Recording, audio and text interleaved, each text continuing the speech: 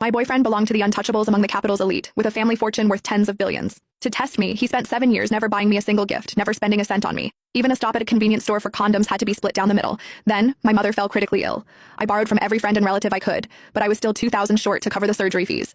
No matter how much I pleaded, he refused to lend me the money. I arranged my mother's funeral on my own. When I went back to pack my belongings, I accidentally found a list of gifts he had bought for the young woman next door. A private luxury estate, designer handbags, jewelry worth hundreds of millions. There was also a voice chat with his friend. Caleb, is it true Jessica actually humbled herself and begged you for $2,000? Caleb Brooks let out a low, amused laugh, his tone lazy and indifferent. Neve wasn't wrong. Anyone who goes around begging over $2,000, what else is she if not a gold digger? We've only been together 7 years, and she's already trying to get money out of me. So that was the truth. 7 years of so-called testing, it seemed, had been sparked by nothing more than a few manipulative words from a young woman next door. However, it no longer mattered. The moment my mother passed away, I had already decided to leave him. I had just tucked the gift list away when the front door burst open. Caleb Brooks stumbled in, a little tipsy, and plopped down next to me. You were gone for a few days. I bet you thought you wouldn't come back. However, you missed me too much, didn't you? You just had to come back. He almost said out loud that I returned just to con him out of his money. Maybe he'd always seen me as just a girl after his cash. Without even glancing at him, I scooted away, avoiding the arm he tried to drape over me. He looked at his hand, then at me, confused. He figured I was just upset about the $2,000. I'm a little thirsty from all the drinking. Go fetch me some lemon soda, he said. He was always like that, bossy and dismissive, a typical spoiled rich kid.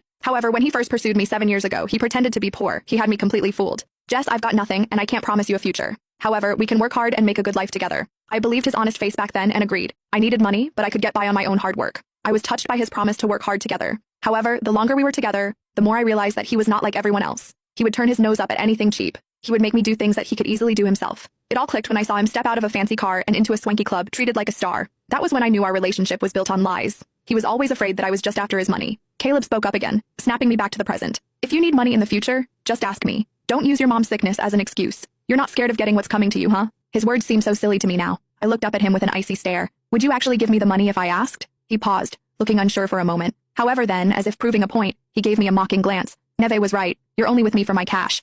He said that and sent me a transfer of $1.88 on his phone. The note with the transfer contained 2 words, gold digger. I had been with him for 7 whole years and had not spent a dime of his money. I even gave him gifts on holidays and anniversaries. He took them like he was entitled to them, but he never got me anything in return. He would mockingly ask if I thought it was a man's duty to buy gifts for his girlfriend. That was how he looked at me, a gold digger. After all, he was an heir with billions to his name. I thought about the gifts he had bought for Neve Smith. I thought about my mom, who had suffered so much from her illness and died in pain because we could not afford her treatment. I could not stand to be near him a second longer. I got up to leave, but then there was noise at the door. Neve came in, taking off her coat to reveal a sexy outfit underneath. However, when she saw me, she was startled and quickly put her coat back on. Jess, why are you here? I turned to Caleb. If I'm not mistaken, this is our place, isn't it? Do you give out the password to just anyone and allow them to waltz in whenever they want? Neve looked like I had accused her of the worst crime in the world. She dashed over and plopped down next to Caleb, taking hold of his arm.